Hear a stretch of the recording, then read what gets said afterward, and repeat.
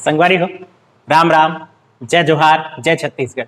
मोर नाम शेखर है। मैं नॉलेज अब कोचिंग संचालित करता हूँ रायगढ़ छत्तीसगढ़ में, आपके अपन प्रदेश छत्तीसगढ़ में। संगवारी हो, आज 27 सितंबर है। आज समाचार पत्र में बहुतायत में समाचार छत्तीसगढ़ के बारे में तो नहीं रहीस, लेकिन जो समाचार रहीस वो आपके ध्यान आकर्षित करे बहुते रहीस। तो चला सीधा समाचार में आता हूँ, हिंदी में आता हूँ, शुरू करता हूँ। पहले न्यूज पर नजर डालिए और पहली न्यूज ही सबसे महत्वपूर्ण न्यूज बनने वाली है। कोरोना संक्रमण, छत्तीसगढ़ अब उन 18 राज्यों की सूची में शामिल हो गया जहां कोरोना के मरीजों की संख्या 1 लाख को पार कर गई है। यानी कि हम 1 लाख मरीजों वाले राज्य बन गए हैं। ये महज 193 दिन पहले की ही बात है जब रायपुर में पहली बार एक युवती संक्रमित मिली थी और उसके बाद हमारे पूरे छत्तीसगढ़ में इस बात की सुगबुगाहट बढ़ गई थी कि कोरोना संक्रमण छत्तीसगढ़ में भी आ चुका है। अब हम कैसे सरवाइव करेंगे? लेकिन फिर वक्त गुजरने के बाद हमने कोरोना को जैसे आम जिंदगी का हिस्सा बना दिया और इस तरह से हिस्सा बना दिया है कि भाई हम 1 लाख का आंकड़ा पार कर गए। इस पर गर्व करें या शर्म पता नहीं, इस पर प्रशासन क्या कर रहा है पता नहीं, लेकिन बहरहाल आप संख्या का आंकड़ा जान सकते हैं। 1.02 लाख ये वो आंकड़ा है जो कि कल रात तक के प्राप्त हुए आंकड़े में से आज इसमें और इजाफा हो गया होगा, हो ही रहा है। रोज नए पेशेंट मिल रहे हैं। वैसे आपको यह भी बता दूं कि छत्तीसगढ़ एक्टिव पेशेंट के मामले में कुछ समाचार पत्रों के हिसाब से 7वें नंबर पर और दैनिक भास्कर के हिसाब से अगर देखा जाए तो पहले नंबर पर पहुंच गया है। छत्तीसगढ़ में एक्टिव केसों की संख्या 31% है, जो कि एक्टिव मरीजों में किसी भी राज्य में सबसे ज्यादा है। अब आप हालात की गंभीरता को अगर अभी भी नहीं समझे तो आज समीक्षा हो रही थी कि लॉकडाउन आगे बढ़ाया जाए या नहीं बढ़ाया जाए, और इस पर देखें फिर से शायद लॉकडाउन आगे बढ़ने का अगर कोई खबर आ गया तो हम संकट में हो सकते हैं। तो भाई अगली बार अगर स्थिति नॉर्मल होती है तो कृपया उन सारे नियमों का पालन करें जो सरकार आपसे करने को कह रही है। फिर बात करते हैं अगली न्यूज पर।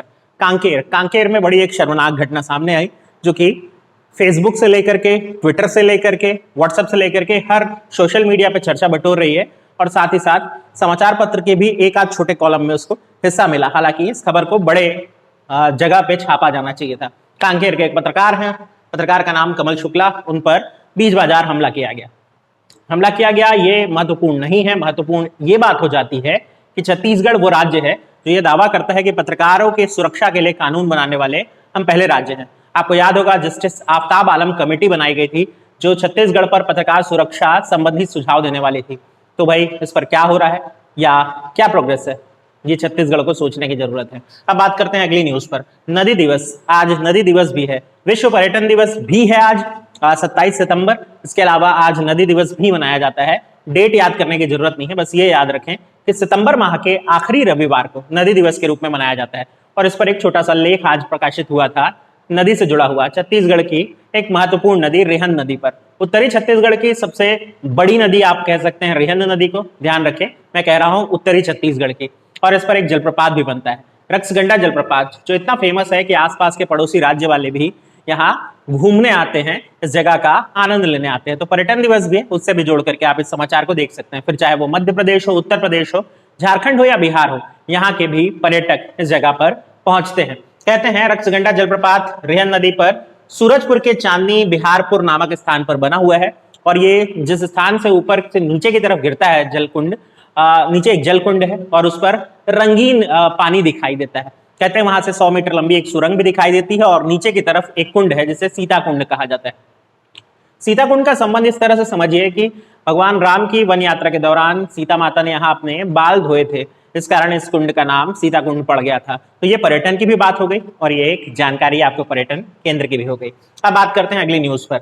ओरछा जलप्रपात, आज एक जलप्रपात का तस्वीर समाचार पत्र दैनिक भास्कर में प्रकाशित हुआ था और ये था ओरछा जलप्रपात। जिला नारायणपुर का बहुत महत्वपूर्ण ब्लॉक है ओरछा ब्लॉक, जिसे हम कह सकते हैं अबुझमाड़ का प्रवेश द्वार। वहां मौजूद इस जलप्रपात की तस्वीर दी हुई है। मैं पीडीएफ भेज दूंगा। पीडीएफ कहां से मिलेगा? नीचे डिस्क्रिप्शन में देखेंगे ना तो मेरे टेलीग्राम और मेरे व्हाट्सएप का लिंक आपको मिल जाएगा। लिंक नहीं, नंबर मिल जाएगा, कनेक्ट करें भाई। फिर बात करते हैं कांगेर घाटी राष्ट्रीय उद्यान के। कांगेर घाटी राष्ट्रीय उद्यान के भीतर भी तीरथगढ़ जलप्रपात है, ये तो आप सब जानते ही हैं, लेकिन उसके अलावा 4 जलप्रपातों का नाम आज और दिया हुआ था। ये जलप्रपात हैं शिवगंगा जलप्रपात, जटाशंकर जलप्रपात, पार्वती जलप्रपात और चिकनर्रा बुनबुनी जलप्रपात। चिकनर्रा बुनबुनी एक साथ है। इन 4 जलप्रपातों का जिक्र आज दिया हुआ था। जटाशंकर है, इसके अलावा पार्वती जलप्रपात है, इसके अलावा शिवगंगा और चिकनर्रा बुनबनी। अब बात करते हैं अगली न्यूज पर। मुख्यमंत्री स्लम स्वास्थ्य योजना। अगर आज के समाचार पत्रों में सबसे बड़ा स्थान या सबसे ज्यादा पेज जिसको मिले वो यही समाचार पत्र था, फिर चाहे यही समाचार था, फिर चाहे वो कोई भी समाचार पत्र हो, सभी में इस खबर को प्रमुखता से छापा गया। खबर यही है, मुख्यमंत्री स्लम स्वास्थ्य योजना। आपको याद होगा 2 अक्टूबर 2019 को इस योजना को अनाउंस किया गया था। तब से लेकर अब तक कोई खास प्रगति नहीं थी, लेकिन अब इस योजना में प्रगति दिखाई दे रही है। प्रगति सबसे पहले रायपुर में दिखाई दी।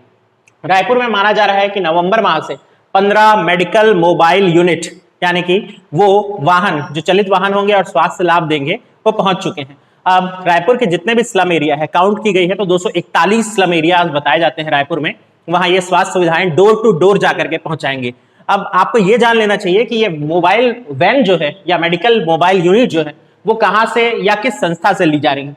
Messrs Sairam techno management solution, Messrs Sairam techno management solutions private limited. कितना लंबा नाम रखते हैं यार, लेकिन हाँ रख लिया है तो आपको याद करने की जरूरत है, क्योंकि पीएससी ऐसा कर चुकी है, वो संस्था का नाम पूछ देती है कि किस संस्था से हमने करार किया है या डील किया है। यही वो संस्था Messrs Sairam techno management solution, उम्मीद है याद हो जाएगा। इसके बाद 5 वर्ष का यह करार है, यानी 5 वर्ष तक ये सेवा संचालित करते रहेंगे और उसके बाद रिन्यू किया जाएगा तो ठीक, नहीं तो अगली किसी कंपनी को यह ठेका दिया जाएगा। ध्यान रखें, शुरुआत में रायपुर में 15 गाड़ियां आई हैं और उसके बाद दूसरे चरण में 19 और गाड़ियां रायपुर में अपनी सेवाएं देंगी। इस योजना को अब थोड़ा सा आगे बढ़ाते हैं और समझते हैं कि इस योजना का विस्तार करके हम किस तरह की योजना बनाने वाले हैं।